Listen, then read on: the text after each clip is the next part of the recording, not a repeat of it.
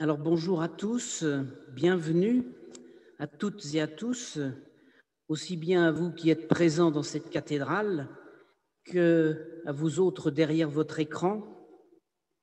Il y a plus d'une quarantaine de personnes derrière leur écran et quasiment autant dans la cathédrale. Donc merci à tous d'être venus, y compris avec les circonstances actuelles. Alors, je suis très heureux de vous accueillir au nom de l'équipe diocésaine de la pastorale du travail. C'est elle qui vous a invité à cet après-midi. Alors, tous autant les uns que les autres, j'imagine, vous avez une représentation de la pastorale du mariage, de la pastorale des baptêmes, de la pastorale des familles en deuil, de la pastorale des jeunes. Mais la pastorale du travail, qu'est-ce que ça vous dit? Qu'est-ce que c'est? La pastorale du travail, elle est toute nouvelle dans notre diocèse. Elle est encore très mystérieuse pour beaucoup d'entre vous, d'entre nous. Elle est née à la suite du synode qui a souhaité que la thématique du travail soit spécifiquement portée, prise en compte, diffusée, développée, accompagnée dans notre diocèse. Et ceci pour une raison très simple. Le travail occupe une place énorme dans toutes nos vies, dans tous les domaines de nos vies.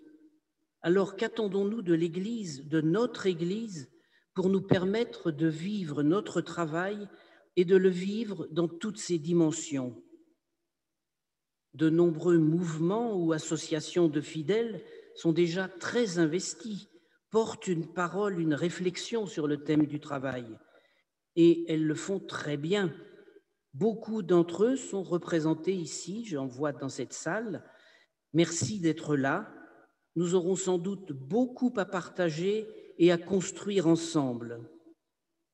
Alors aujourd'hui, c'est la première manifestation diocésaine organisée par la pastorale du travail. C'est notamment pour cela qu'on y tenait beaucoup dans notre équipe et qu'on a tenu à faire quelque chose, entre guillemets, malgré les difficultés du moment. Et nous avons dû modifier très sensiblement le format que nous avions imaginé il y a quelques mois. Nous aurions notamment souhaité organiser des ateliers pour permettre des échanges. Alors c'est pourquoi dès à présent, je vous dis qu'il y aura une suite à cette rencontre. Je vous en dirai un peu plus tout à l'heure. D'entrée, je remercie Marcel Raymond, qui est prêtre jésuite, statisticien, directeur du Centre de recherche et d'action sociale, le CERAS, qui publie la revue Projet. Il a bien voulu répondre à notre invitation pour nous faire partager ses réflexions sur le sujet qui nous réunit. Ses nombreux travaux l'ont conduit à devenir un expert du travail, sous l'éclairage de la parole de Dieu et de la pensée sociale de l'Église. Alors nous l'écouterons tout d'abord, puis nous aurons l'occasion de dialoguer avec lui. Alors avant de céder la parole à Marcel, je vous livre quelques détails pratiques. Pour les gens qui sont dans la cathédrale, vous avez reçu des documents, un livret, un questionnaire, une bibliographie, plus des feuilles blanches sur lesquelles vous pouvez écrire les questions que vous souhaiterez poser à Marcel tout au long de son intervention. Elles seront récupérées par quelques-uns d'entre nous qui en feront ensuite une synthèse pour les transmettre à Marcel et il nous répondra en direct.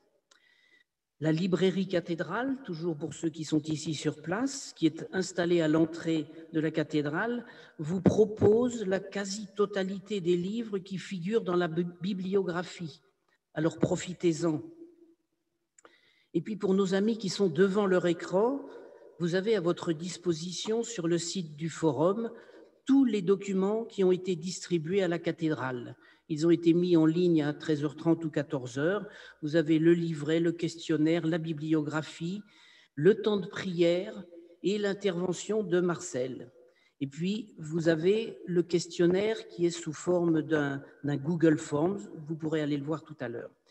Et vous avez surtout à votre disposition, pendant le discours, pendant la conférence de Marcel, vous avez à votre disposition le chat de Zoom. Je pense que beaucoup, sinon tous aujourd'hui, connaissent cet outil.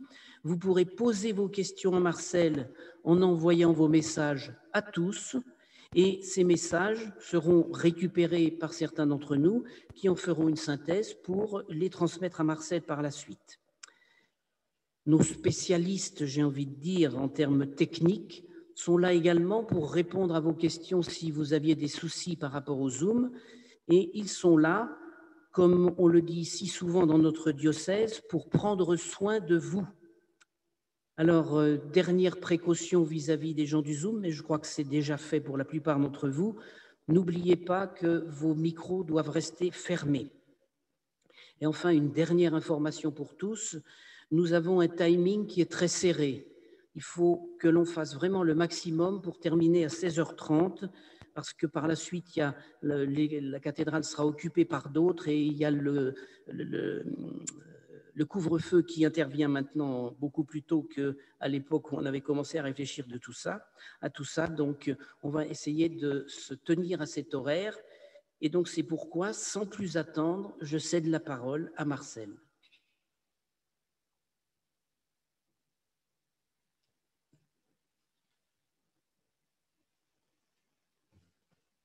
Merci beaucoup.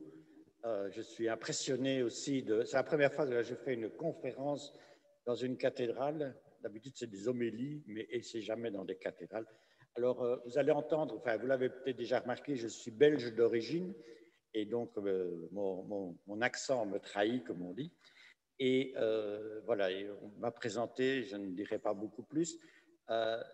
Ce que je voulais simplement dire, et à tous ceux qui sont alors dans les airs, derrière leur écran, on parle de la pastorale du travail, et nous, au CERAS, donc au Centre d'action sociale à Saint-Denis, on s'est rendu compte que, alors que le thème du travail avait un peu disparu des écrans de la doctrine sociale ou du christianisme social, avec la diaconie et tout, le travail était quelque chose dont on parlait de moins en moins, alors qu'il y a des années c'était ça. Il est revenu en force ces dernières années, en particulier chez les jeunes. On a un partenariat, mais je vois que vous aussi, avec la JOC, et on a publié il y a déjà 2 ans, en 2017, un numéro projet de Je travaille donc j'existe, qui est venu d'une enquête des jeunes ouvriers chrétiens ou catholiques, ça dépend, de la JOC. C'était la question numéro 1 du monde des jeunes. Comment, alors eux, c'est pas comment travailler, c'est comment obtenir un CDI. Et donc, parce qu'ils disent sans CDI, on n'est personne dans la vie. On ne peut pas prendre un prêt, on ne peut pas installer une famille et tout ça. Et donc, cette question du travail est montée sur l'agenda du centre CERAS, et depuis 3 ans, nous sommes membres partenaires d'un immense projet mondial avec des Indiens, des Africains, des Latinos, des Américains, des Européens d'un peu partout, qui s'appelle le travail après Laudato Si, qui est un projet qui a été qui rassemble à peu près 500-600 chercheurs et autres, et qui vient de se terminer, et ça explique pourquoi le titre c'est Le travail comme soin et le soin comme travail. Alors, ça n'a pas encore été traduit, donc c'est tout nouveau, c'est en anglais, mais la traduction va paraître dans un mois. C'est le résultat du travail, de la recherche produite, qui s'appelle Care is Work, Work is Care, et vous avez des gens qui viennent de tous les continents, et c'est chapeauté par l'Organisation internationale du travail, par le dicaster à Rome sur le développement intégral. Et pour vous dire que la question du travail est une question extrêmement importante, et en particulier avec la transition écologique et l'arrivée aussi du pape François, puisque c'est le futur du travail après Laudato Si. Alors, je ne vais pas continuer à montrer des ressources, mais pour vous dire qu'il y a vraiment beaucoup de gens qui se posent des questions sur quel est l'avenir du travail, comment le travail va-t-il évoluer, quel sera le sens du travail. Alors,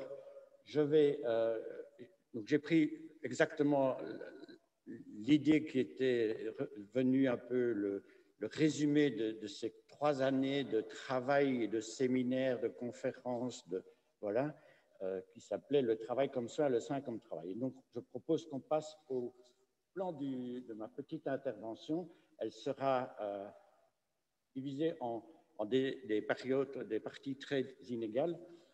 D'abord, de quoi est-ce qu'on parle quand on parle de travail? Puis, quelle est l'évolution de la pensée sociale de l'Église face au travail? Là, je pense que vous êtes bien au courant, mais je pense que c'est important de voir qu'il y a toute une tradition derrière. L'éruption de la crise écologique et surtout de Laudato Si. L'importance du soin dans Fratelli Tutti. Alors, c'est vrai que Fratelli Tutti est arrivé après ce travail-ci, mais je veux dire, nous, au CERAS, on fait plusieurs fois on travaille sur Fratelli Tutti, on essaye de diffuser ce texte, et puis une conclusion personnelle. Donc, je propose de passer... Alors, le travail, de quoi parle-t-on? D'habitude, dans les conférences sur le travail, je demande, bon, on l'a déjà fait, et puis on n'a peut-être pas trop de temps, mais quand on pense travail, à quoi est-ce qu'on pense? Et dans des petits groupes de partage sur le travail, très souvent, quand on fait le tour de table après 1 minute, je dis simplement, je vous dis travail, vous marquez quelque chose. Et puis on fait le tour avec des jeunes, avec des moins jeunes. Souvent, c'est le travail qu'on fait ou c'est le travail de mon papa. Bon, quand on a des jeunes, mais oui, mon papa, il est policier, je mets policier, voilà. Donc la référence du travail est quand même très, je dirais, familiale, un peu partout. Or, le travail, c'est un concept vraiment, c'est un concept coulissant qui peut être très...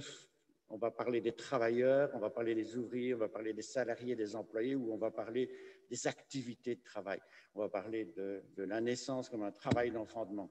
Donc, les gens ne parlent pas de la même chose quand ils parlent du travail. Quand on parle de la pastorale du travail, à qui est-ce qu'on s'adresse?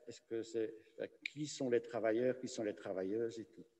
Alors, moi, je propose de penser le travail comme une lasagne. C'est-à-dire qu'on voit bien qu'avec l'évolution du temps, je ne suis pas le seul à en parler de ça, je le dis tout de suite, certains ont des termes moins culinaires, ils vont parler de stratification du travail, dans l'autre sens. Je préfère les lasagnes, peut-être. Bon, je n'ai pas trouvé d'équivalent en belge, il n'y a pas de stratification de frites ou des choses comme ça. Et donc, chaque époque a laissé une trace dans le monde du travail. C'est clair que, alors je ne vais pas les reprendre tous, mais vous voyez bien, il y en a un peu partout. Il y a la cueillette et la pêche, c'est vraiment le premier type de travail.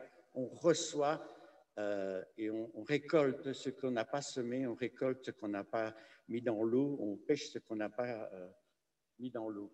Et puis, on commence à y rentrer avec l'agriculture, l'élevage. L'artisanat va être un point important dans la conception du travail, un travail artisanal.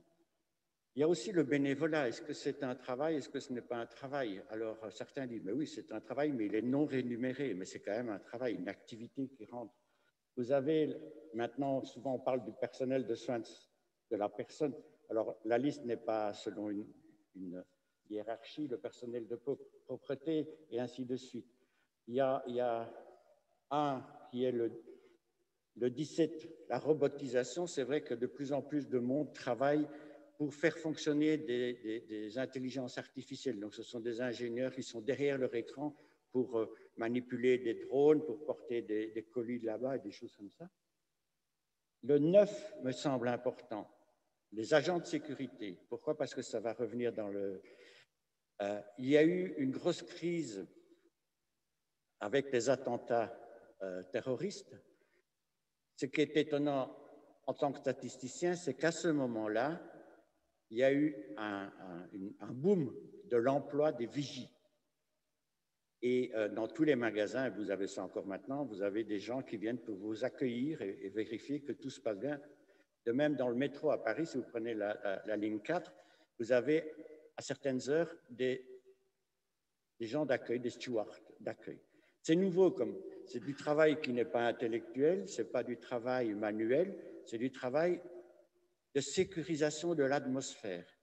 On aurait pu imaginer que, quand on lisait les les prospectives du travail, la première chose que tout le monde disait, c'est que ce genre de boulot, ce genre d'emploi allait disparaître parce qu'on allait mettre des caméras de sécurité. Et on se rend compte qu'avec les attentats, les caméras de sécurité ne rendent pas le sentiment de sécurité. Ce n'est pas parce que vous avez une caméra de sécurité dans les métros que vous vous sentez en sécurité.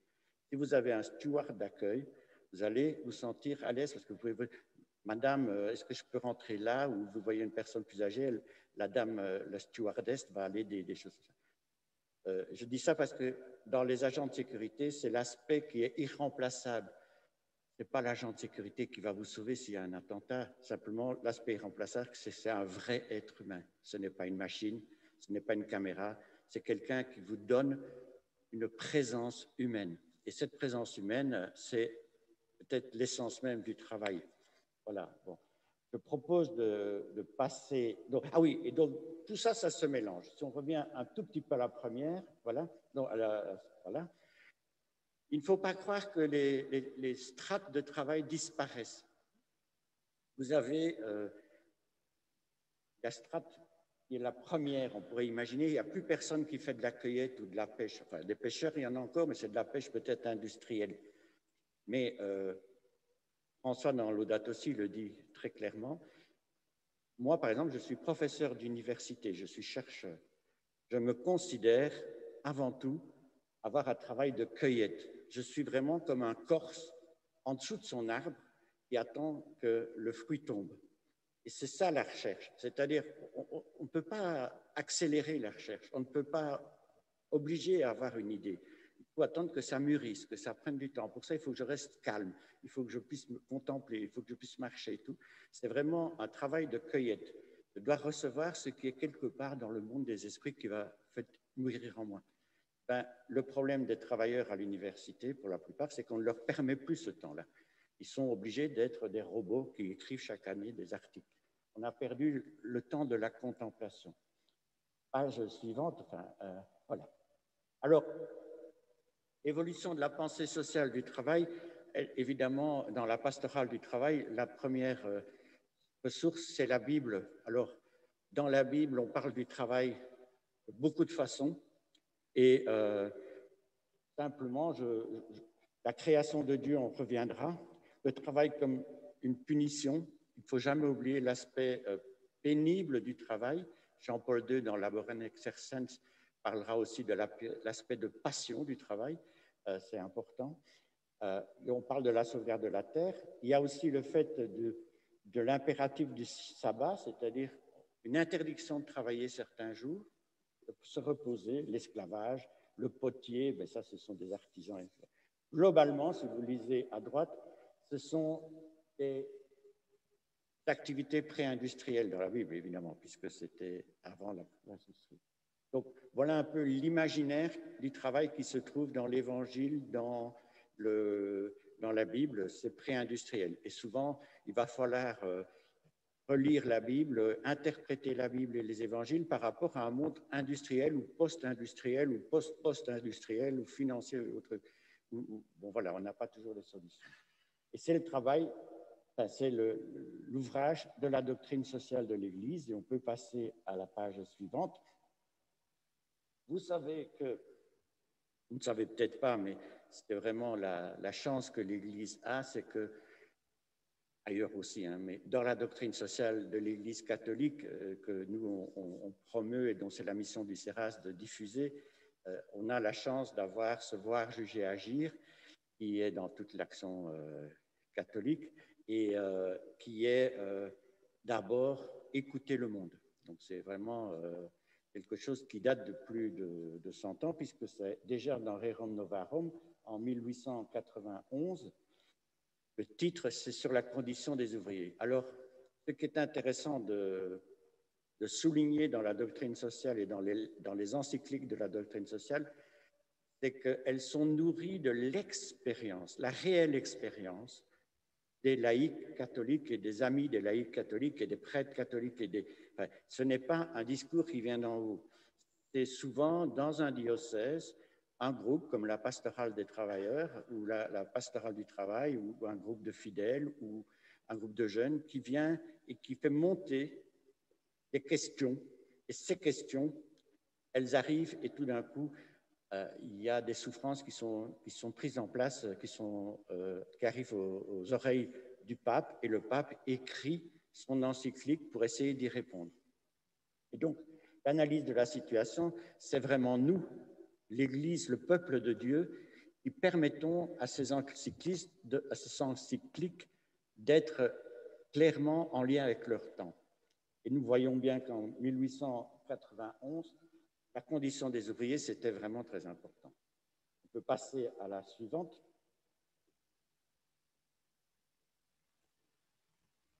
Hein? Donc, ce qui est intéressant dans les encycliques précédentes, et toutes les encycliques, c'est que les souffrances du début du XXe siècle, la fin du XIXe, sont toujours là, les ouvriers sont toujours en souffrance. Et vous avez des phrases, alors nous on travaille beaucoup avec des jeunes, et la première chose qu'on leur dit, c'est de dire qui a écrit telle phrase de la doctrine sociale. Est-ce que c'est le pape François? Est-ce que c'est le pape Jean-Paul II? Est-ce que c'est ceci? Il y en a une, ça ne rate jamais, c'est toujours François qui la gagne, c'est celle qui a été écrite par Léon XIII. Voilà. Je vous la lis parce qu'elle est totalement actuelle. Peu à peu, les travailleurs isolés et sans défense se sont vus, avec le temps, livrés à la merci de maîtres inhumains et à la cupidité d'une concurrence effrénée. À cela, il faut aussi ajouter la concentration entre les mains de quelques-uns de l'industrie et du commerce, devenu le partage d'un petit nombre de riches et d'opulents, qui impose ainsi un joug presque servile à l'infinie multitude des prolétaires ou des travailleurs. Quand on dit ça à des jeunes, ils disent ben oui, ça c'est vraiment ce qu'on vit nous. Il y a des super riches et puis nous, on travaille, on trime. Donc, pour dire que le Rerum Novarum, c'est le travail ouvrier, mais vraiment d'entreprise et une condition très misérable avant tout ce qui était la sécurité sociale et autres. Après, on peut passer voilà. Vous avez un autre texte. Alors, Jean 23 a écrit Mater Magistra, et dans cette encyclique-là, c'est sur la paix universelle. Mais à cette époque-là, donc il y a exactement 60 ans, c'est pas si vieux que ça, on commence à avoir une idée globale du monde, une mondialisation qui se fait. Et Jean 23 ne fait pas un texte sur le travail en entreprise. Il est plus d'un milieu rural, et donc il va avoir des passages sur le monde rural et agricole. Là aussi, ce sont des choses qui sont tout à fait actuelles sur la défense de la dignité des agriculteurs. J'en cite seulement 2 petits passages. Il est certain que des agriculteurs, des personnes rurales quittent leurs terres en raison de la stagnation où ils se voient presque partout réduits, qu'il s'agisse de la productivité de leur travail ou de leur mode de vie. Le nombre d'agriculteurs qui quittent l'agriculture ou d'enfants d'agriculteurs qui quittent l'agriculture, c'est toujours le même cas. Il semble nécessaire d'instituer 2 systèmes d'assurance, un pour le prix agricole, c'est le prix minimal du lait, le prix minimum est décent pour les produits agricoles, l'autre en faveur des agriculteurs et de leurs familles, c'est-à-dire arriver à donner des subventions aux agriculteurs parce qu'ils sont en charge d'un service national de maintien de la biodiversité, de maintien du paysage, de maintien de la richesse rurale. Et déjà, vous avez un début de Laudato Si il y a 60 ans, en disant que les agriculteurs ont une conscience de la noblesse de leur travail. Leur travail se déroule dans le temple majestueux de la création. Il concerne les végétaux et les animaux dont la vie, par la richesse de ses expressions et la régularité de ses lois, évoque de 1000 manières la providence du Dieu créateur. L'agriculteur produit des aliments variés dont vit le genre humain, fournit à l'industrie une quantité chaque jour plus abondante de matières premières. On voit combien l'agriculture est liée à la création, à la contemplation de la création de Dieu. Alors, on se retrouve avec là, on fait un saut avec Paul VI. Alors, Paul VI, il est plus connu puisque c'est plus récent. Le développement des peuples, le développement intégral, évidemment, la grande époque des coopérations au développement, du CCFD, enfin, voilà, c'est vraiment de justice et paix. Tout ça, c'est cette encyclique-là. Et on voit que l'Europe, l'Église, veut accompagner ce mouvement d'aider les pays du Sud à devenir libres, indépendants, et aussi à trouver un développement, les pays en voie de développement. Et on se retrouve avec cette phrase bien connue de Populorum Progressio, c'est « le développement est le nouveau nom de la paix. La paix passera par le développement économique des peuples. » On sait combien c'était une erreur peut-être, parce qu'il n'y a toujours pas de paix et il n'y a toujours pas de développement. Et vous avez ici une phrase qui est une sorte de manifeste ou de soutien au développement industriel. Et là, ça reste encore très fort. Ici, je vois que dans les partenaires, il y a les EDC, les MCC. Je pense que c'est aussi un rôle. Le développement est un synonyme de la paix et il ne faut pas simplement l'oublier. La seule chose, c'est qu'il y a des moments où c'est dangereux. Et donc, par exemple, nécessaire à l'accroissement économique et au progrès humain, l'introduction de l'industrie est à la fois signe et facteur de développement. Et puis, un peu plus loin, en même temps que le travailleur discipline ses habitudes et que l'entreprise discipline ses habitudes, l'entreprise développe chez le travailleur un goût de la recherche et de l'invention, l'acceptation du risque calculé, l'audace dans l'entreprise, l'initiative généreuse, le sens des responsabilités. On voit bien que le développement économique est une piste pour le développement et pour la paix. Et on va devoir, dans cette pensée sociale de l'Église, il y a donc des textes qui vont faire un éloge de l'entrepreneuriat, un éloge de l'entreprise et de l'industrie. Et c'est assez clair que c'est une conception qui ne doit pas être négative. Donc, il ne faut pas, normalement, dans une pastorale des travailleurs ou du travail, oublier cet aspect économique fort, développement économique et autres, même si on le voit bien avec les vaccins, avec la pandémie, que ce n'est pas aussi simple. Donc, comment on le fait? Alors, vous avez Benoît XVI. Alors, moi, j'aime beaucoup Benoît XVI parce qu'il écrit des textes assez lisibles par rapport à ceux de François. François, il écrit des beaux textes, mais en fait, simplement, François, il a simplement repris les textes de Benoît XVI, il les a mis un peu à sa place. Et quand on lit les textes de Benoît XVI en ayant entendu François, on se rend compte que Benoît XVI disait la même chose, mais au lieu de dire l'amitié sociale et la justice, il va dire caritas in veritate. Caritas, c'est l'amitié sociale, c'est la charité, c'est la solidarité et tout. In veritate, c'est la justice, la vérité. Quand on a les réconciliations et vérité, c'est vraiment ça. Mais caritas in veritate, ça ne parle pas à des jeunes. Par contre, l'amitié sociale et la justice, ça parle à des jeunes. Et il y a un texte que je cite souvent qui est une définition de ce qu'est un travail décent. On sait que l'OIT, donc c'était surtout dans l'Organisation internationale du travail, a beaucoup promu le travail décent, un travail digne de l'homme. Et le travail digne de l'homme, c'est dans la Caritas in Veritate au numéro 63.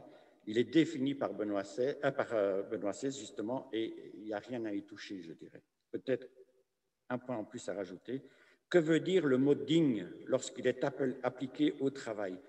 Ça, pour moi, c'est typiquement quelque chose qu'une pastorale du travail peut poser. Qu'est-ce que ça veut dire un travail digne? Alors lui, il donne sa réponse. Il s'agit d'un travail qui, dans chaque société, peu importe où on se trouve, soit l'expression de la dignité essentielle de tout homme et de toute femme. Il faut que ce soit un travail choisi librement. Il faut que ce travail permette aux travailleurs d'être respectés sans aucune discrimination. Il faut que ce travail donne les moyens de nourrir sa famille et surtout d'éduquer ses enfants, et que les enfants ne soient pas obligés de travailler. Il faut un travail qui permette l'association de travailleurs, les syndicats, les conférences de travailleurs et autres, qu'ils puissent parler. Et un travail qui laisse un temps suffisant pour vivre une vie privée et entre autres pour pouvoir prier. Et puis, ternairement, il faut un travail qui assure aux travailleurs âgés une retraite, des conditions de retraite de vie digne. Donc, toute la vie est prise. Il manque évidemment un point que François, avec Laudato Si, va rajouter, c'est que pour qu'un travail soit décent, il faut qu'il respecte non pas seulement le travailleur, mais il respecte aussi la planète, disons. Et puis, j'ai évidemment oublié, enfin, je n'ai pas oublié, mais j'ai sauté, si on peut dire, Jean-Paul II. Jean-Paul II, son travail, Laborem Exercens, c'est l'encyclique sur le travail humain. Le travail humain chez Jean-Paul II, c'est un travail typiquement, enfin, particulièrement ouvrier. Jean-Paul II a travaillé manuellement et il sait de quoi il parle. Et il connaît aussi les joies du travail et les peines du travail. Dans l'encyclique Laborem Exercens, on a que le travail est pour l'homme et par l'homme. C'est vraiment l'homme qui est la source du travail. Mais il dit aussi combien le travailleur souffre. Et donc là, on va avoir que cette phrase en numéro 5, la mécanisation du travail, c'est-à-dire l'automatisation, le fait d'avoir un peu comme la photo de Charlie Chaplin dans les temps modernes, la mécanisation du travail peut supplanter l'homme en lui ôtant toute satisfaction personnelle, toute incitation à la créativité et à la responsabilité, lorsque cette mécanisation supprime l'emploi de nombreux travailleurs, ou lorsque, par l'exaltation de la machine, elle réduit l'homme en être un esclave. On voit bien qu'avec Benoît XVI et Jean-Paul II, on a les mêmes thèmes. La dignité de l'homme au travail, c'est de ne pas être esclave de la machine, c'est de pouvoir être créatif, c'est de pouvoir être responsable et de pouvoir aussi avoir du travail. Parce qu'en fait, le point important, c'est est-ce que tout homme a droit? Est-ce qu'il faut du travail pour tous? Alors, j'arrive toujours à Laudato Si, et là, évidemment, on arrive au titre, le travail comme soin, le soin comme travail, c'est actuellement. C'est-à-dire, on est passé du travail ouvrier avec Rerum Novarum, on a fait un petit marche arrière avec le travail agricole avec Mater et Magistrat, en 23, puis Paul VI, c'était le travail, le développement, l'entreprise, l'entreprise et les industries. Avec Jean-Paul II, le travail minier, le travail dur et des entreprises aussi. Benoît XVI, alors là, lui, c'est le travail de façon théorique, disons. Il donne les bonnes catégories. Qu'est-ce que c'est la dignité? Mais je ne vois pas Benoît XVI aller dans les mines comme Jean-Paul II ou faire du ski. Donc, je veux dire, on n'est pas avec les mêmes références de travail chez les deux. Mais par contre, les deux ont dit des choses extrêmement importantes. Et on arrive ici avec François qui débarque d'un tout autre monde. Lui, il vient d'Amérique latine, où là, il y a énormément d'agriculture, beaucoup de pauvreté, beaucoup de violence. Et en Amérique latine aussi, vous avez le drame de l'Amazonie, où il y a la forêt qui disparaît, il y a des grosses entreprises agroalimentaires ou de foresterie qui viennent tout détruire. Donc, il se retrouve avec cet héritage, cet arrière-fond. Et il entend aussi des jeunes catholiques ou des jeunes de par le monde qui commencent à s'effrayer de la transition écologique, qui existe, hein, si on fait vraiment la recherche. L'Église catholique a déjà parlé, vous voyez bien qu'on en a un peu parlé avec Jean 23, mais il y avait déjà plic-ploc des choses. Mais là, Laudato Si, c'est clairement une étape majeure dans la pensée sociale de l'Église et dans la pensée de l'Église, c'est attention, nous sommes des êtres humains créés par Dieu, mais nous sommes sur une planète et cette planète, elle nous est confiée. Et contrairement à Jean-Paul II qui va insister sur la domination de la planète, sur le travail comme domination sur le réel, sur le matériel.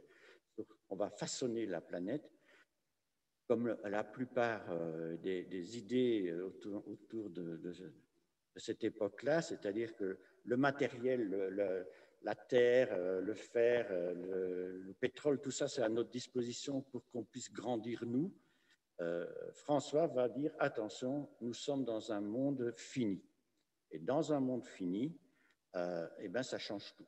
C'est-à-dire que le travail ne peut plus simplement être prendre des choses, les transformer et les jeter.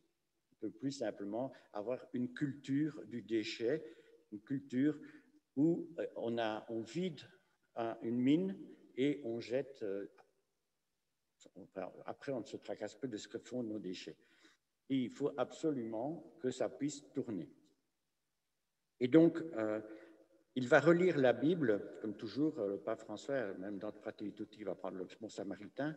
Dans l'Audate aussi, il va lire le récit de la Genèse. Et dans le récit de la Genèse, il est important de dire qu'on doit prendre soin de la terre, donc du jardin. Et donc, la référence chez François, alors il y a plusieurs références possibles, et une des références par rapport au travail, c'est le jardinier. Ce n'est pas le cueilleur, ce n'est pas l'ouvrier, c'est le jardinier qui prend soin de son jardin. C'est-à-dire, il aide la création à germer, à le nourrir, mais en même temps, il y a une relation on rend au jardin sa beauté aussi. On ne fait pas simplement que de le détruire, on ne lui jette pas des pesticides à tout rêver. Et donc, il le dit en 124-128, les ouvriers, les artisans assurent une création éternelle. En réalité, l'intervention humaine qui vise le développement prudent du créé est la forme la plus adéquate d'en prendre soin. Alors, quand on dit soin en français, en espagnol, c'est cuidare, qui n'est pas la même chose, c'est-à-dire c'est prendre soin, c'est accompagner, voilà, il y a l'aspect prendre, il y a l'aspect d'accompagnement, voilà. Et la nécessité d'une conception correcte du travail émerge, car si nous parlons de la relation de l'être humain avec les choses, la question du sens et de la finalité de l'action humaine sur la réalité apparaît. Jean-Paul II, François est structuré avec 4 relations. Tout est lié, comme il dira. Nous sommes chacun reliés par 4 relations. La relation avec nous-mêmes, nous devons prendre soin de nous-mêmes, donc c'est toujours le même mot. Nous devons prendre soin de nous-mêmes, c'est-à-dire avoir du temps pour prier, avoir du temps pour grandir, avoir du temps pour prendre soin. Nous devons avoir une relation avec nos proches, prendre soin des autres, prendre soin de plus pauvres souvent, prendre soin de nos amis, de notre famille et tout. Une relation, prendre soin de la planète, du réel, du matériel, la relation avec la Terre. Là aussi, elle nous est confiée, mais il y a une relation qui va dans les deux sens. Et si nous détruisons la planète, elle nous détruira. Ce qu'on voit avec les virus, de plus en plus de gens disent, ben, finalement, la pandémie, elle vient aussi du fait qu'on maltraite la planète parce que quand on voit je lisais un article scientifique sur l'élevage des poules et des poulets en Chine ou ailleurs, ils disent, mais il y a tout le temps des nouveaux virus parce qu'on laisse mourir les poules, on laisse mourir les cochons tellement ils sont enfermés pour pouvoir en faire plus et on ne se tracasse pas de savoir s'ils sont vivants ou pas, on les enferme et puis c'est sûr que ça pourrit, ça donne des virus et puis voilà, ça se transmet. Donc la je ne sais plus comment ils appellent ça, la zoonie, ou je ne sais plus, il y a un mot là-dessus. Et puis vous avez la 4e relation, la relation avec Dieu. Il faut prendre soin de la relation avec notre Dieu, avec Dieu. Et il dit un peu plus loin, nous ne parlons pas seulement du travail manuel ou du travail de la terre, mais de toute activité qui implique quelque transformation de ce qui existe, depuis l'élaboration d'une étude sociale jusqu'au projet de développement technologique. Donc, pour le pape François, le travail, c'est toute activité qui fait grandir le monde. Alors, le monde, c'est la planète, moi, les autres et le rapport avec Dieu. Donc, ce n'est pas simplement le travail manuel, le travail intellectuel, le travail bénévole. Pour lui, c'est une activité de travail Et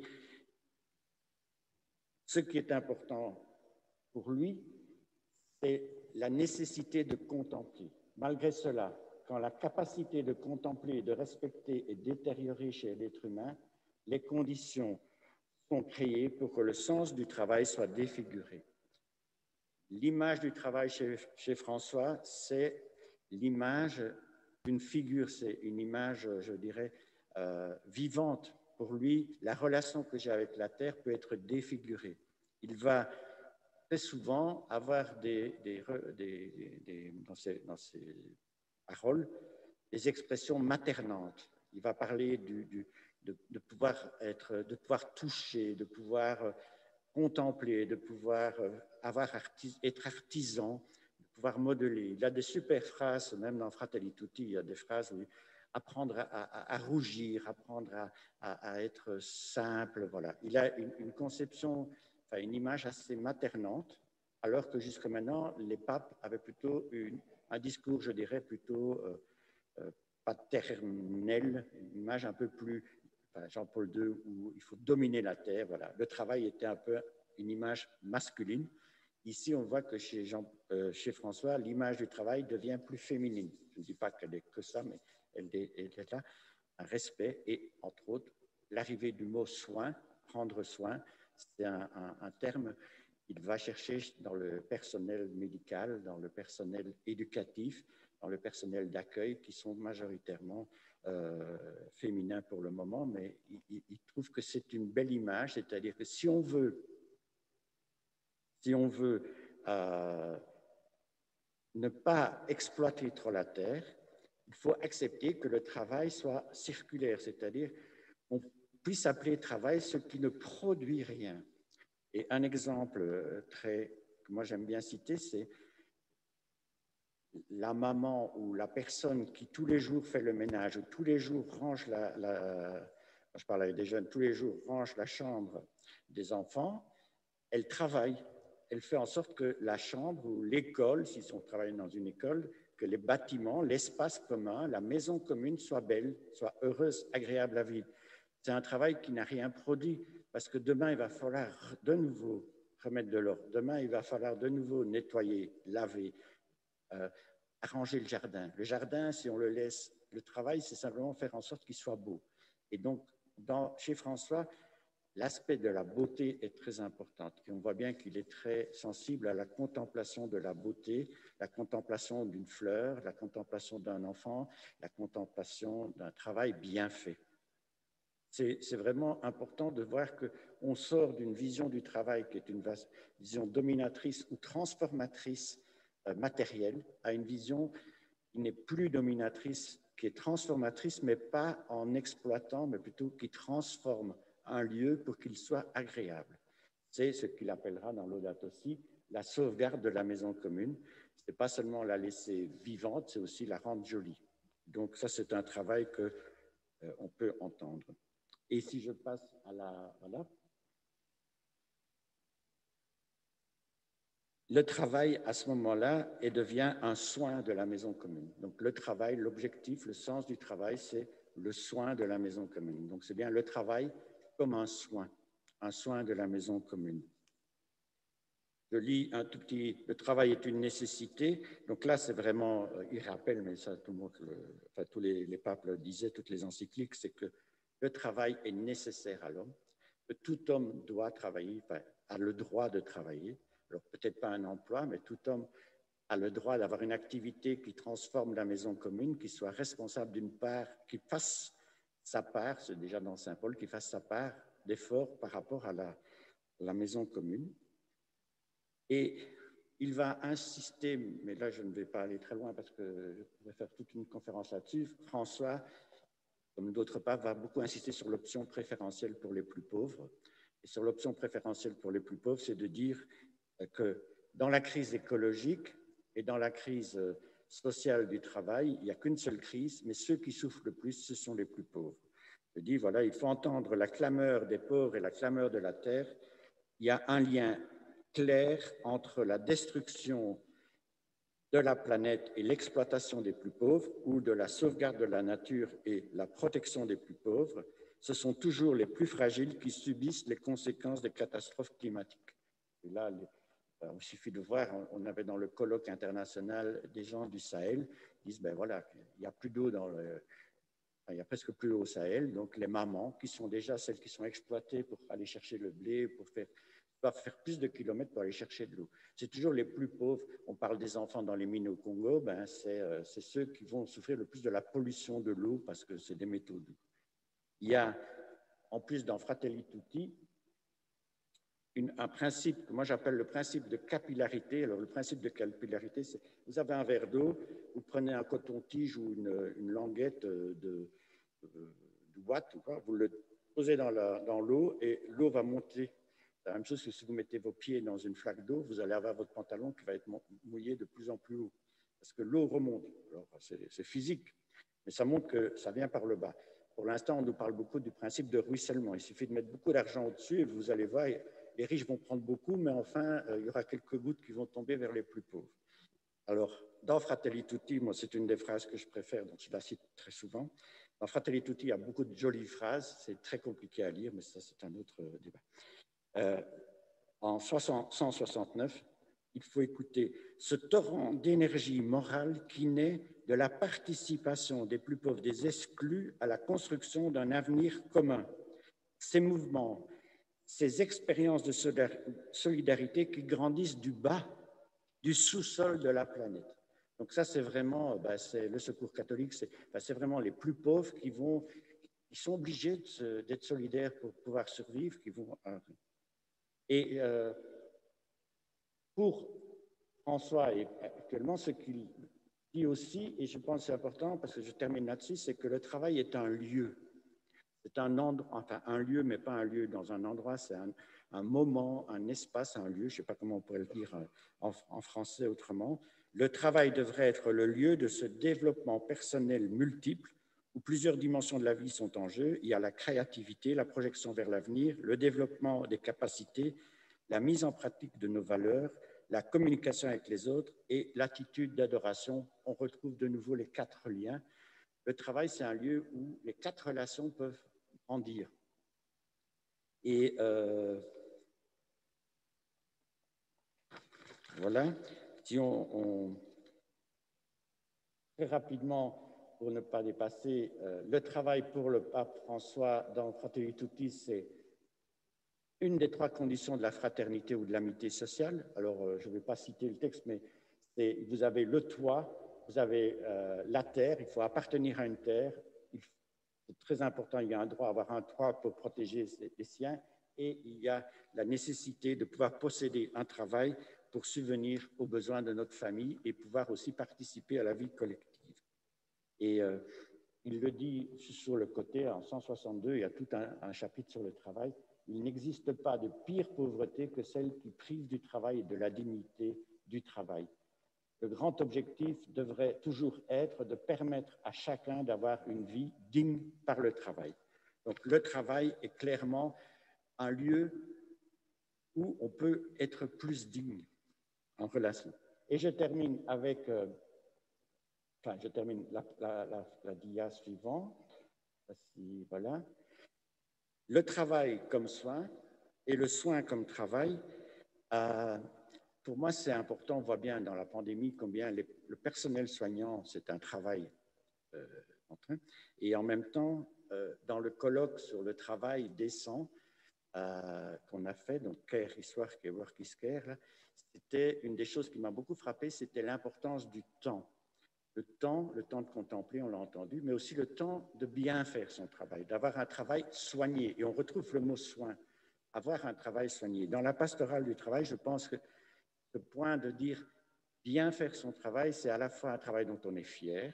Ce n'est pas nécessairement un travail facile. Un mineur qui fait bien son travail, il est fier quand il revient, mais il est tout noir, il est plein. Mais il a du sens. C'est un travail qui a du sens, qui est bien fait. Et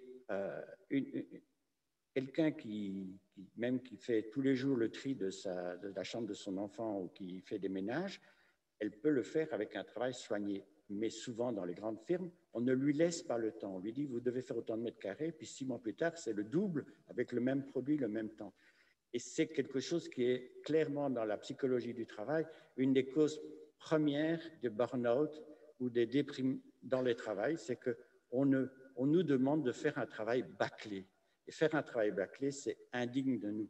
On ne peut pas demander à quelqu'un d'aller trop vite. Il faut, voilà, moi, je ne peux pas lancer un papier avec des fautes d'orthographe, mais je n'ai pas le temps. Voilà. Et donc, laisser le travail, il faut pouvoir on a besoin de temps. Ça, c'était le manifeste qui sortait de ce colloque qu'on a fait à l'UNESCO. Et cette importance du travail bien fait, de ce temps dont on a besoin. Ce qui est précisément humain. Je discutais à la conférence des évêques sur le travail avec il y avait tout un panel, c'était sur la sortie de, je crois que c'était sur l'Audate aussi, ou je ne sais plus.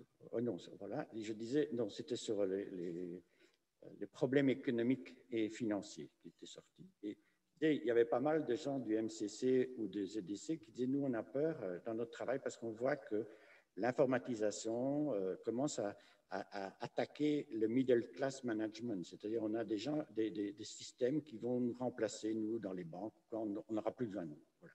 On va être déclassé. Et alors moi je leur disais, mais ça a toujours existé, ça, je veux dire, les dames de ménage, elles ont été déclassées par des robots automatiques qui allaient partout.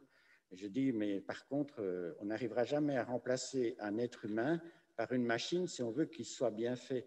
Je n'ai jamais vu un aspirateur automatique aller dans les coins et bien faire. Et alors, il y avait justement une dame qui ouvrait les portes et qui était là, qui était assise. Elle dit, oui, je peux vous dire ça. Il n'y a pas un aspirateur. Il n'y a que les femmes et les hommes qui peuvent nettoyer correctement les poussières dans les coins.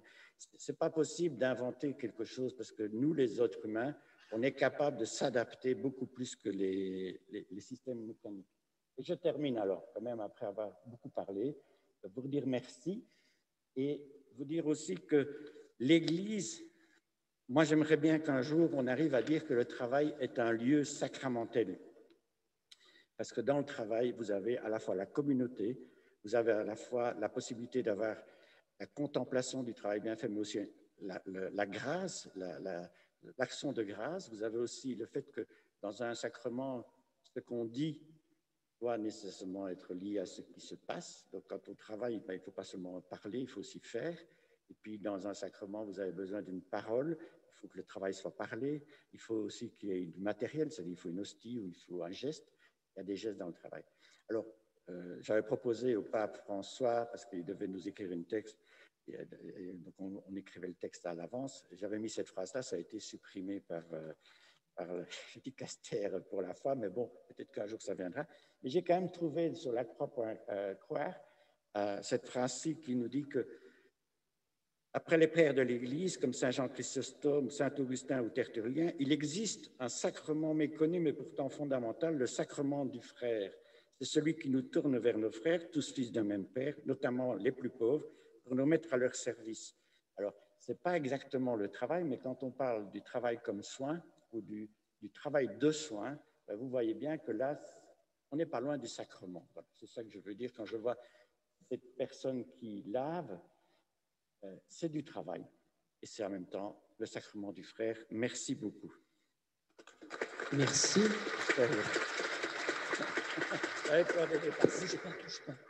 Merci Marcel.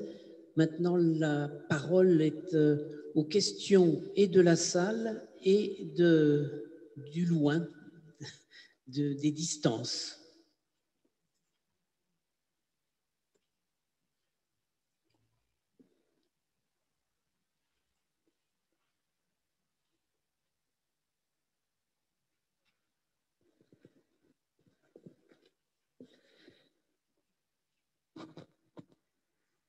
Alors, une première question.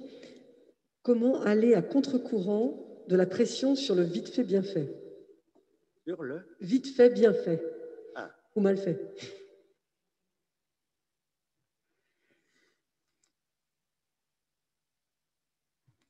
Ça, c'est une question. Comment aller à contre-courant du bulldozer économique et de l'efficacité, de la productivité, du vite fait, bien fait? C'est... Je n'ai pas... Si, j'ai deux réponses. J'ai une première réponse qui est un exemple que je connais en Belgique, c'est-à-dire J'ai un ami qui travaille dans une société qui est bilingue, qui est à la fois avec les Flamands et avec les Wallons. Et il a été responsable des deux. Et donc, il nous expliquait que du côté des Flamands, le travail, c'était le travail, pas de, on ne parle pas, on ne fait pas, c'est clair. On est un peu germanique et ça va. Et à 4 heures ou à 5 heures, les gens partent et ils ont fini leur journée, c'est terminé. Du côté wallon, ça traîne au café, ça papote, ça repapote et tout ça. Bon. Et donc, la grande question qu'on lui a posée, mais c'est lequel le plus efficace? Celui qui prend son temps pour papoter, mais en sachant qu'après, ils font des heures supplémentaires parce qu'ils sont en retard sur tous leurs projets. Et de l'autre côté, il dit, ben, en fait, au niveau d'efficacité, c'était la même chose avec un tout petit avantage au wallon. Mais ça, c'est parce qu'il nous parlait à nous. Mais voilà, premier exemple, vite fait, bien fait, ben, il faut pouvoir résister. Et pour pouvoir résister, ben, il faut refuser certaines fois le travail mal fait. C'est-à-dire, alors on n'est pas toujours dans les capacités de le faire, mais pouvoir ne pas le faire. Résister, c'est difficile. Alors, il existe, par exemple, dans une grande entreprise, des sous-groupes. Donc, c'est un travailleur, un salarié, qui a commencé à contacter d'autres simplement pour papoter, pour pouvoir réfléchir s'ils ne pouvaient pas, entre eux, s'aider pour bien faire leur travail. Parce que souvent aussi, le vite fait, bien fait, c'est qu'on n'a pas le temps d'aller demander à celui qui est expert, et celui qui est expert doit aussi vite fait, bien fait. Donc, il va passer du temps à essayer de comprendre sa feuille Excel, alors que celui qui connaît l'Excel va passer beaucoup de temps à essayer de faire sa feuille Word. En fait, s'ils discutent, peut-être qu'ils peuvent s'aider pour faire bien leur travail. Voilà. Mais c'est toujours de l'ordre de la parole. Maintenant, résister, c'est difficile. Mais voilà, ça fait partie. On résiste. Alors, une autre question, est-ce que vous pouvez développer le travail circulaire? Alors, le travail circulaire, ben, c'est éviter, on peut aussi le dire, c'est no waste, no déchets. Chez les jeunes à la JOC, souvent ils disent, on se considère comme des Kleenex, c'est-à-dire on nous prend, on nous fait travailler chez Uber et puis on nous jette. Mais c'est aussi vrai pour le travail non circulaire, le travail, ben voilà, on va acheter un meuble, on va le jeter. Donc, le travail circulaire, c'est un travail de recyclage. Alors, la question, ce n'est pas nécessairement que ce soit très court comme circularité. C'est simplement qu'on prend quelque chose, on essaye.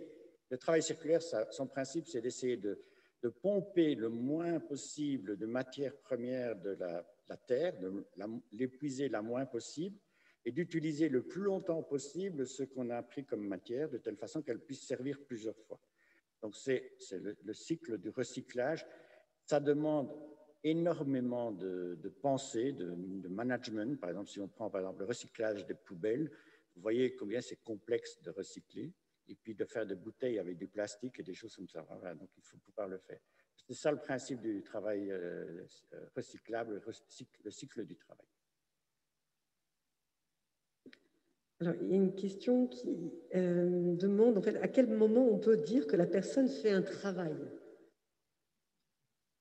Ça, donc là, nous avons une doctorante au CERAS, Louise, dont c'est la thèse, en fait. Et on n'arrive pas à se mettre d'accord. Alors, il y a autant de définitions du travail. C'est vrai que celle de François, je l'ai citée parce que c'est celle qui est la plus large. C'est toute activité qui transforme l'homme et la société pour un meilleur, pour un bien commun, pour une sauvegarde de la planète.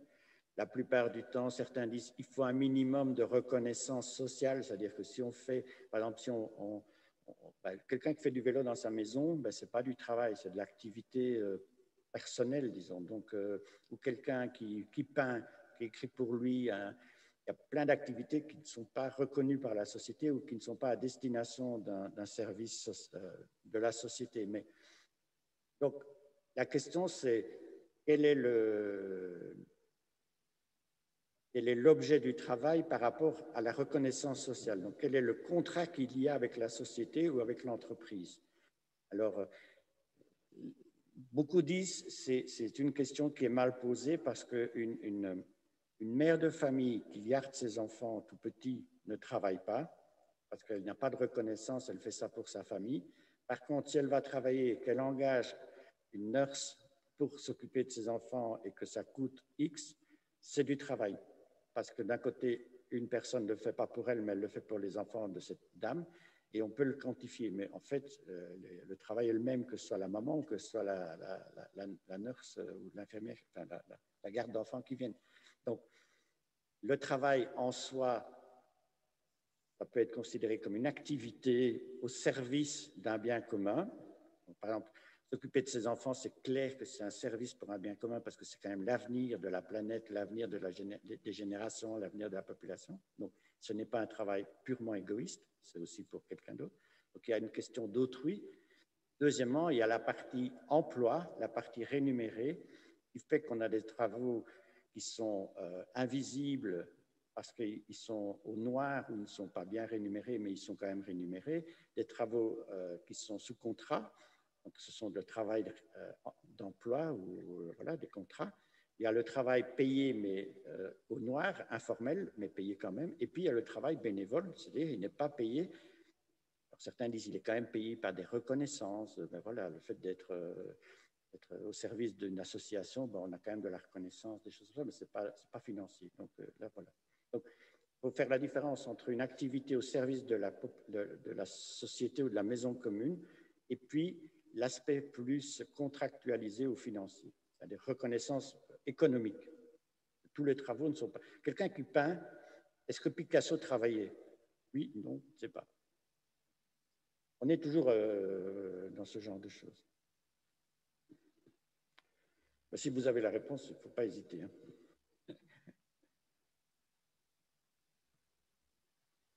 Alors après, il y a une question, mais qui va peut-être plus revenir à Michel sur qu'est-ce que l'on peut attendre d'une pastorale du travail dans un diocèse, et une autre, un peu liée, est-ce que la pastorale du travail s'adresse aux retraités? Yes. Ce qui est certain, c'est que les retraités sont essentiels à la société actuellement. Ça se voit.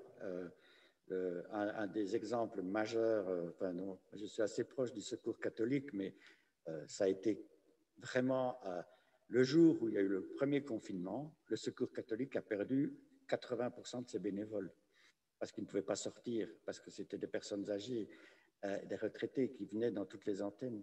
Et donc ça a été une découverte, peut-être ils le savaient, mais c'était massif de voir l'importance, bon, mais en même temps, au même moment, on s'est rendu compte de l'importance du Secours catholique pour la population les plus pauvres, parce qu'avec la pandémie, les plus pauvres, c'est vraiment eux qui ont eu du mal. Ils n'ont pas eu les activités partielles et ils n'ont pas eu le plan de relance, hein, ils n'ont rien eu du tout. Et donc, ils attendaient au Secours catholique, ils sont arrivés j'allais dire en masse, mais ils sont arrivés énormément, beaucoup plus nombreux pour les distributions alimentaires, et les personnes retraitées qui d'habitude étaient là ne pouvaient pas venir. Donc, ils ont été obligés de trouver des jeunes. Heureusement, les jeunes ont répondu à l'appel. Donc, le Secours catholique a eu, et d'autres secours ont eu pas mal de nouveaux bénévoles jeunes à cause de ça. Mais ils se sont rendus compte de l'importance des retraités dans le bénévolat de suppléance, en fait, parce qu'en fait, ça ne devrait peut-être pas être au Secours catholique de faire ça, mais sans les personnes retraitées, je ne sais pas comment ils tiendraient. Alors, est-ce que c'est un travail ou un bénévolat? Il y a aussi toutes les questions du travail des personnes plus âgées, donc pouvoir travailler plus longtemps, voilà, faire du mécénat d'entreprise. Il y a beaucoup de questions là-dessus. Hein. Alors peut-être, Michel, la dernière question sur qu'est-ce qu'on peut attendre de la pastorale du travail, ça fait peut-être le lien avec... Il n'y a plus de questions là. Oui.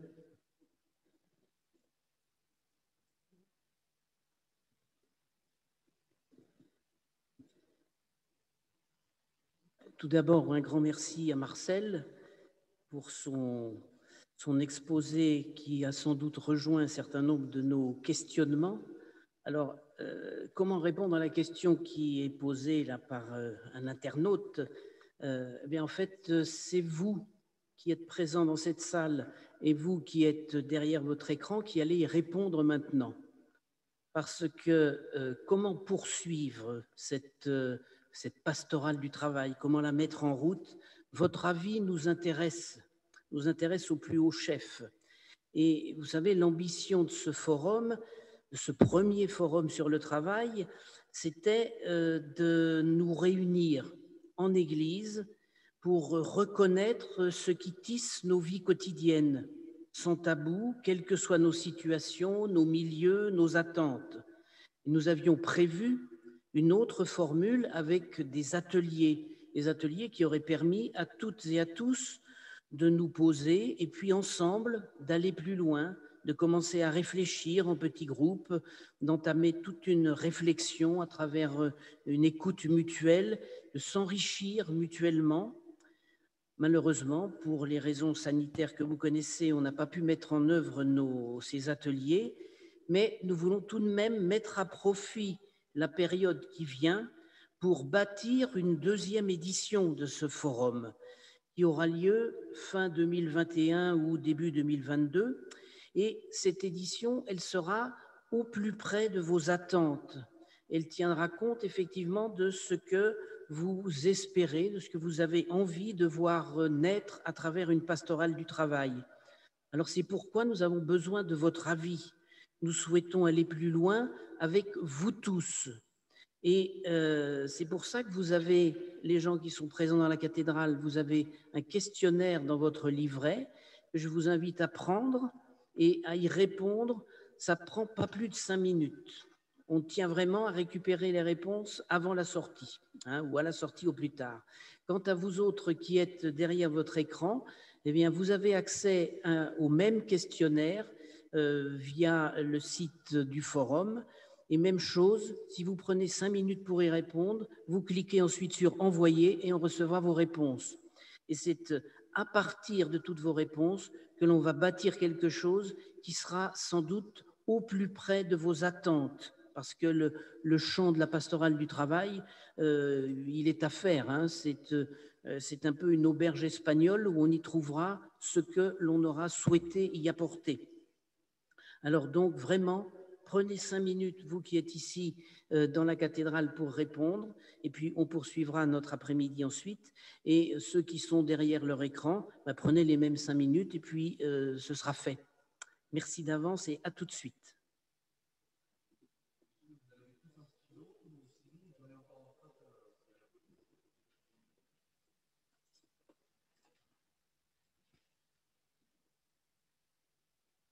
Une dernière question a été posée sur le forum, sur Zoom, concernant le revenu de base universel dont a parlé le pape dans son dernier livre. Alors Marcel va nous en dire un petit mot.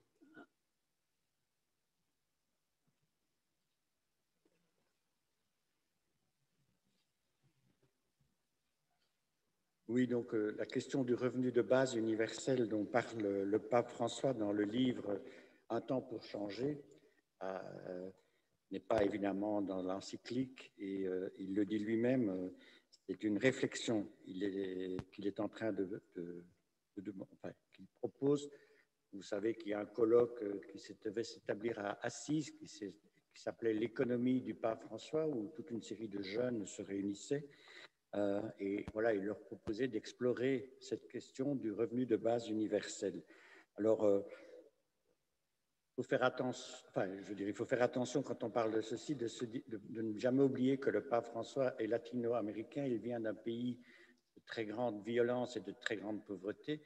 Par exemple, au Brésil, vous avez des bourses qui ont été mises en place pour les familles pauvres, qui sont des sortes de revenus de base universels, qui sont des allocations de base. Donc, voilà. Et en Europe, quand on parle de revenu minimal universel ou des revenus d'existence, c'est chaque fois il faut chaque fois prendre la notion dans le contexte juridique ou légal du pays où ça peut se faire.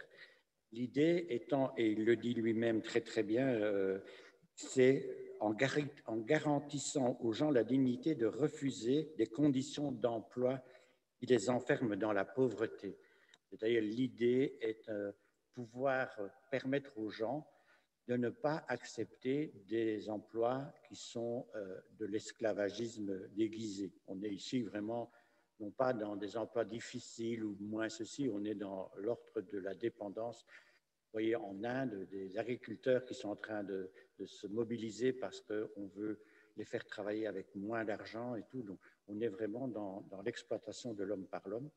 Donc, l'idée du pape, c'est de dire ça ne peut pas arriver et il faut donc des mécanismes sociaux nationaux qui permettent aux gens de ne pas être obligés de travailler comme esclaves ou de demander de l'argent à des usuriers. Et cela, c'est un revenu de base universel ou c'est un revenu d'existence minimal. Voilà. Et ce n'est pas universel dans le sens où tout le monde va l'avoir, c'est toujours dans le but que personne ne soit obligé de travailler de façon indigne. Donc, je pense qu'il faut toujours remettre les propositions du pape dans l'objectif du pape que nous avions dit avant, c'est qu'il n'y a rien de pire que de ne pas travailler. Donc, mais dans un peu de dignité. Donc, il faut mettre ça avec la dernière phrase que j'ai mise dans Fratelli Tutti, il n'est pas de pire pauvreté que de ne pas pouvoir travailler ou de devoir travailler dans des conditions indignes. Voilà ce que je pourrais dire. Mais on n'est pas dans une discussion, je dirais, à l'occidental sur est-ce qu'il faut un revenu de base. Voilà, je ne pense pas qu'il parle au public, aux discussions politiques qui sont en train de s'établir là-dessus. C'est vraiment pour l'Afrique, l'Inde, pour...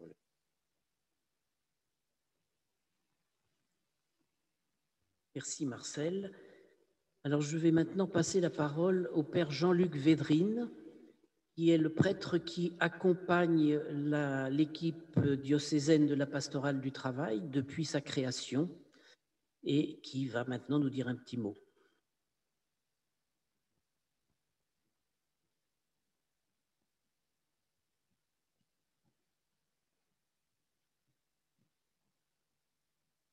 Voilà, bonsoir à tous.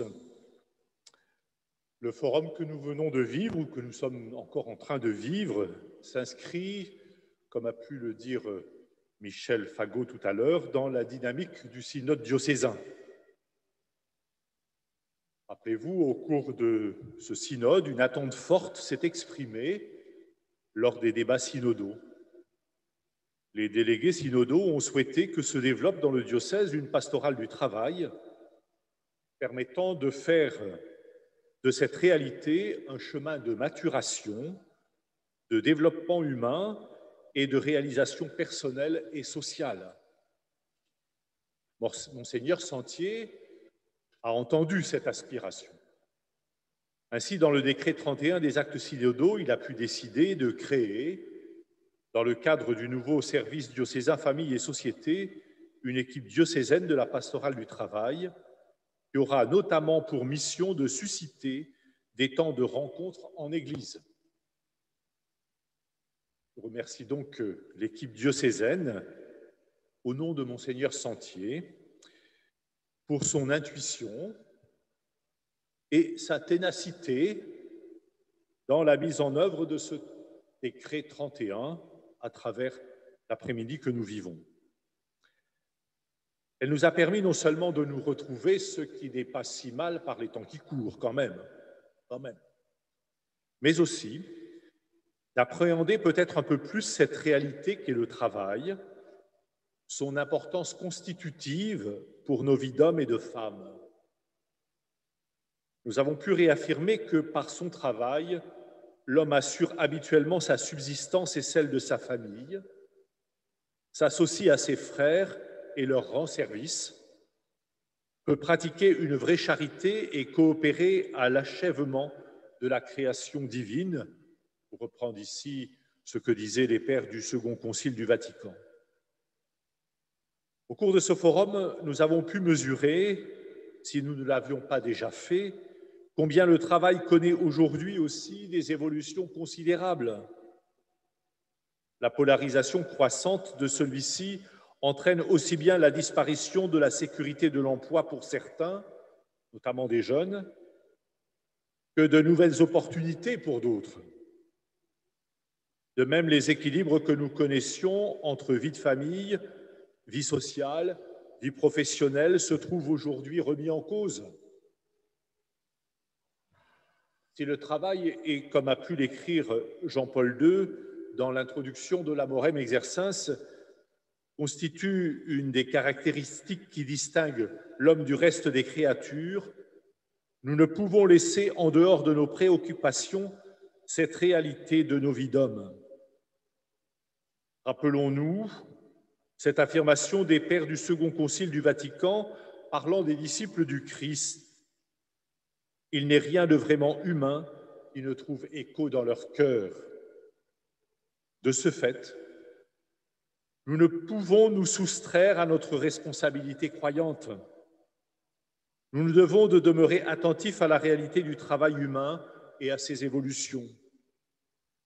Cette attitude tient à notre condition même de disciple. Si le Fils de l'homme lui-même a connu la réalité du travail avec ses joies, ses peines, ses tristesses, ses angoisses, ce n'est pas pour que cette réalité nous soit étrangère. La sequela Christi, la suite du Christ, requiert de notre part un attachement total au Christ, y compris dans le fait qu'il a assumé pleinement la condition de l'homme au travail.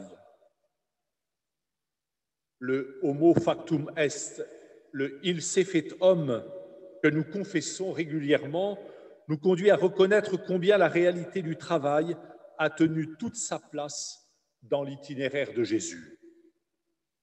Les évangiles eux-mêmes ne nous le présentent-ils pas comme étant le fils du charpentier? Marcel l'a évoqué tout à l'heure, il serait ici intéressant de nous livrer un petit repérage systématique des métiers dont il est fait mention tout au long des évangiles. Dans ces conditions, il me semble qu'il est une attitude qui est attendue de nous, présents dans cette cathédrale ou devant notre écran, peu importe, mais attendue de nous en tant que nous sommes au Christ. Il nous faut demeurer en état de veille, répondant ainsi à l'appel de Dieu, « Fils d'homme, j'ai fait de toi un veilleur ». Notre veille ne peut se contenter de proférer un rappel d'un quelconque ordre social ou d'ouvrir un horizon sublime mais complètement inatteignable. Elle se doit d'être une veille active qui nous engage en donnant des mains à l'Évangile, comme nous aimons le dire ici. Elle se doit de se situer résolument aux côtés des hommes et des femmes de ce temps qui recherchent inlassablement à rendre l'homme plus humain par son travail. C'est en dialogue étroit avec eux que nous pourrons relever les défis auxquels nous sommes confrontés, honorant d'ailleurs l'invitation du synode diocésain à faire de notre Église une Église présente dans des rencontres et des dialogues fraternels et exigeants au cours desquels chacun apporte et reçoit. Une Église de plein vent, heureuse de partager les richesses de sa tradition et de sa sagesse et de les mettre en pratique au service du bien commun. Pour cela, nous disposons de la ressource de l'Évangile. Celui-ci ne doit en aucun cas rester lettre morte, car rappelons-nous ce qu'écrit dans Fratelli Tutti le pape François, si la musique de l'Évangile cesse de retentir dans nos maisons, sur nos places, sur nos lieux de travail, dans la politique ou dans l'économie, nous aurons éteint la mélodie qui nous pousse à lutter pour la dignité de tout homme et de toute femme. Alors, chers amis, tenons en éveil la mémoire du Seigneur qui nous appelle à laisser retentir ici et maintenant la musique de l'Évangile.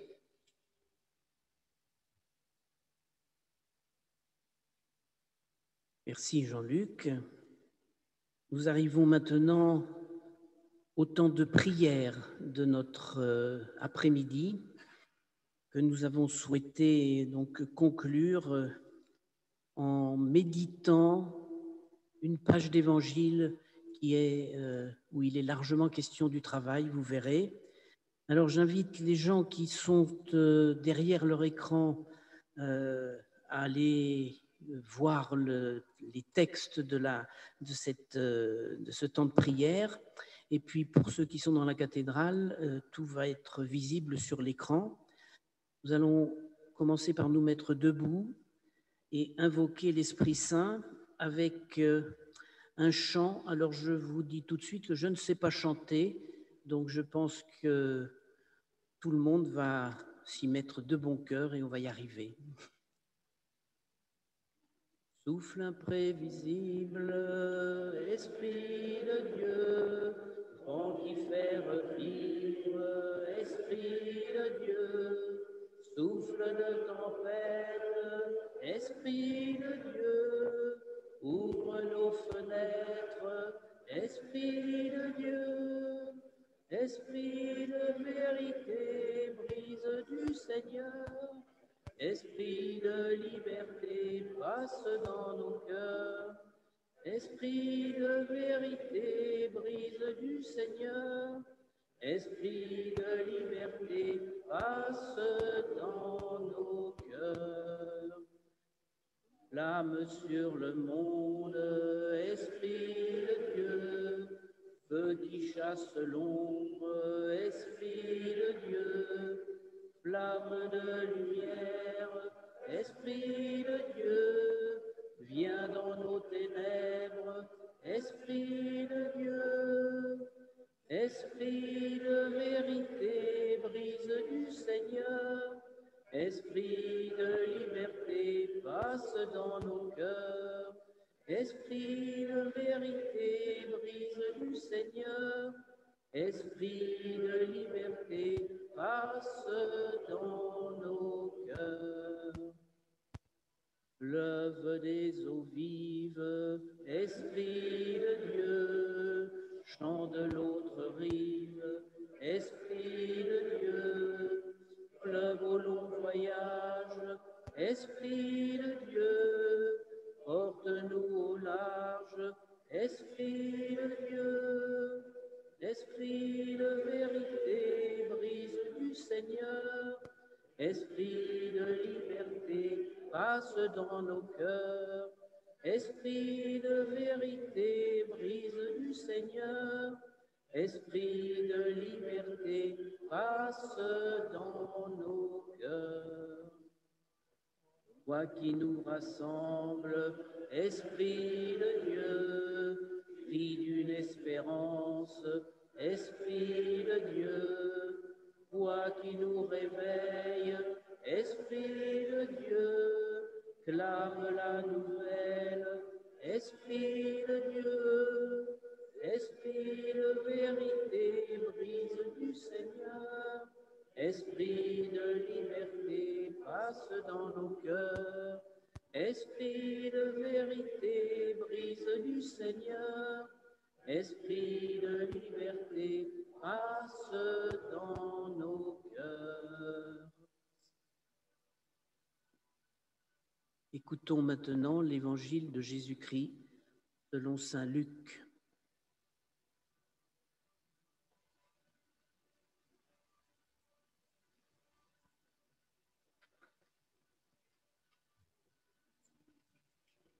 Or, la foule se pressait autour de Jésus pour écouter la parole de Dieu, tandis qu'il se tenait au bord du lac de Génézareth.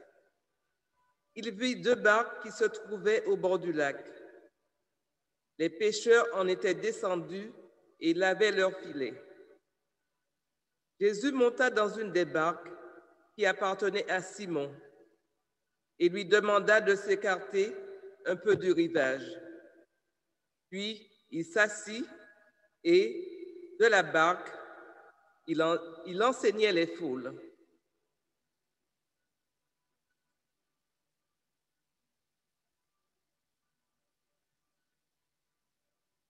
Jésus rejoint ses amis sur leur lieu de travail au bord du lac. Ils sont en train de travailler. Ils lavent leurs filets. Jésus dit à Simon, « Ta barque, c'est-à-dire ton activité, elle peut aussi servir à me recevoir, maintenant, dans ta vie quotidienne. » Il nous dit la même chose aujourd'hui. Dieu est là, dans notre barque avec nous. Nous rendons grâce, Seigneur, pour ta présence à nos côtés dans nos activités quotidiennes. Et Jésus va emprunter la barque, cet outil de travail qu'il va transformer en un lieu de proclamation de sa parole.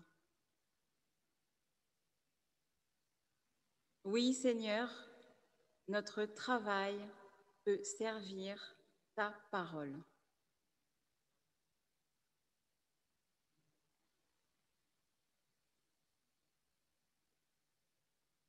Quand il finit de parler, il dit à Simon, « Avance au large et jetez vos filets pour la pêche. » Simon lui répondit, « Maître, nous avons peiné toute la nuit sans rien prendre, mais sur ta parole, je vais jeter les filets. » Et l'ayant fait, ils capturèrent une telle quantité de poissons que leurs filets allaient se déchirer.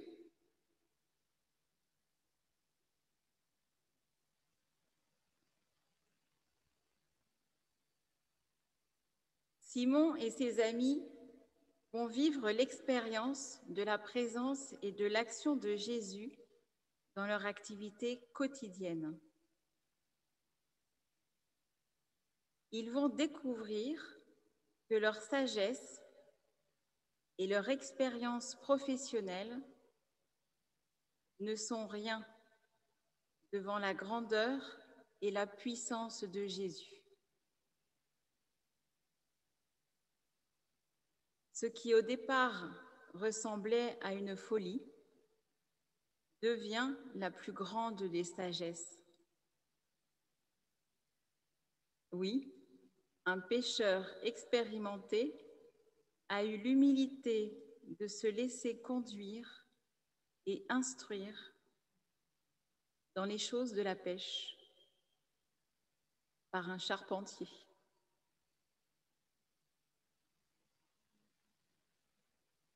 Donne-nous, Seigneur, cette confiance en toi,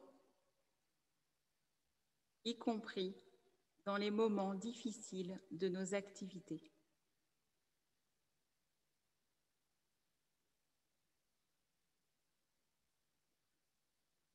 Ils firent signe à leurs compagnons de l'autre barque de venir les aider. Ceux-ci vinrent et ils remplirent les deux barques, à tel point qu'elles enfonçaient.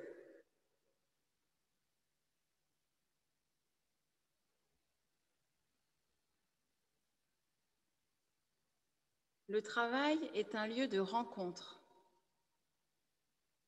un lieu de vie collective, un lieu où on se parle, où on s'entraide, où on réalise quelque chose ensemble.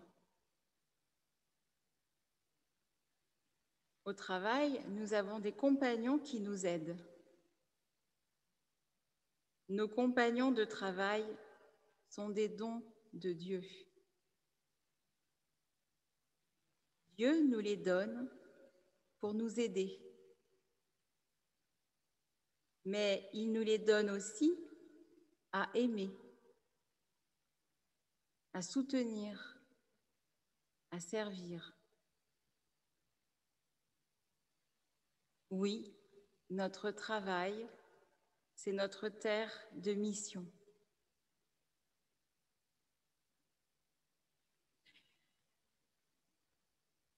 À cette vue, Simon-Pierre tomba aux genoux de Jésus en disant, « Éloigne-toi de moi, Seigneur, car je suis un homme pécheur. » En effet, un grand effroi l'avait saisi, lui et tous ceux qui étaient avec lui, devant la quantité de poissons qu'ils avaient pêchés.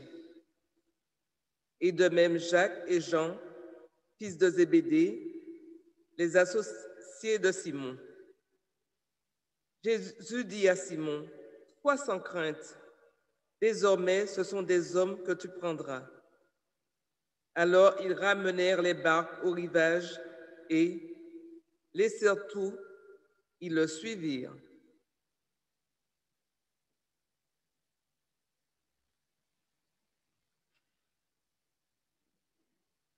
Ces simples pêcheurs ont expérimenté combien accueillir Jésus dans leur vie, sur leur lieu de travail, change tout.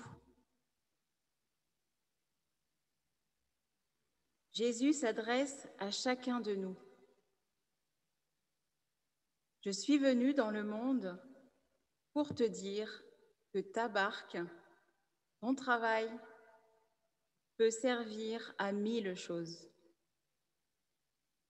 y compris à me recevoir aujourd'hui dans ta vie quotidienne. Et je te le prouve. Je ne suis pas un Dieu hors du monde, retiré. Je suis là, dans ta barque. Et je te dis, non seulement tu ne vas pas mourir en me voyant, mais tu vas même me suivre. Oui, la bonne nouvelle, c'est que Jésus nous rejoint sur nos lieux de travail et d'activité, aussi divers qu'ils soient.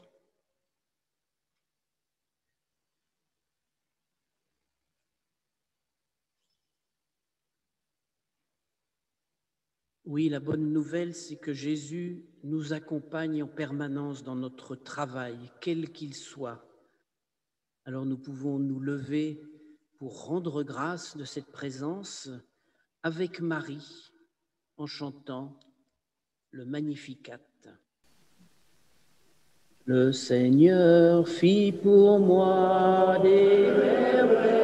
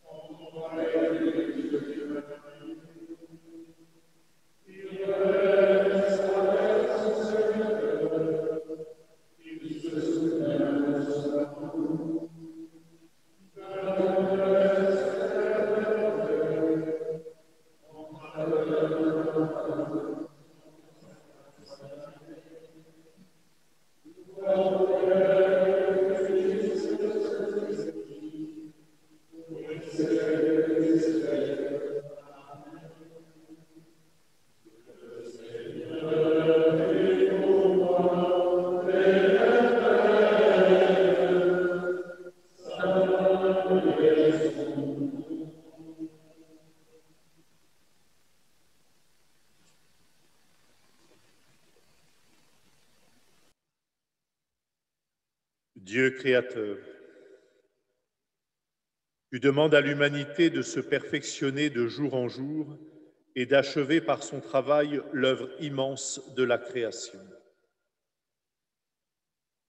Aide-nous à faire que tous les hommes aient des conditions de travail qui respectent leur dignité. Qu'en s'efforçant d'améliorer leur propre sort, ils agissent avec un esprit de solidarité et de service.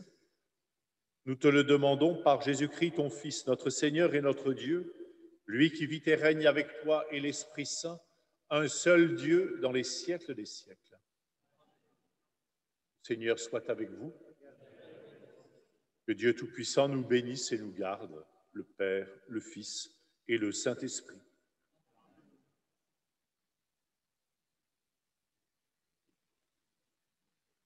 Voilà, c'est le moment de se dire au revoir. Au revoir et merci. Encore merci à tous pour votre présence ici et ailleurs. Un merci tout particulier à Marcel pour son intervention très appréciée où l'on a retrouvé le fameux prendre soin auquel notre diocèse est tellement attaché. On aurait aimé avoir un peu plus de temps, mais je pense qu'on va rester en lien.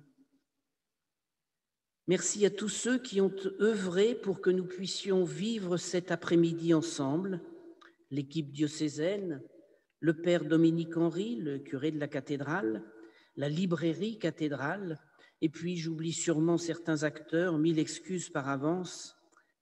N'oubliez pas de nous remettre les questionnaires avec vos réponses ou de répondre via le formulaire en ligne. Nous comptons vraiment sur toutes vos réponses. Alors, il ne me reste non pas à vous dire au revoir, mais ce n'est qu'un au revoir. Nous comptons sur vous tous, pour devenir des acteurs et des ambassadeurs de la pastorale du travail dans notre diocèse. Alors, encore merci, bon retour à tous et à très bientôt.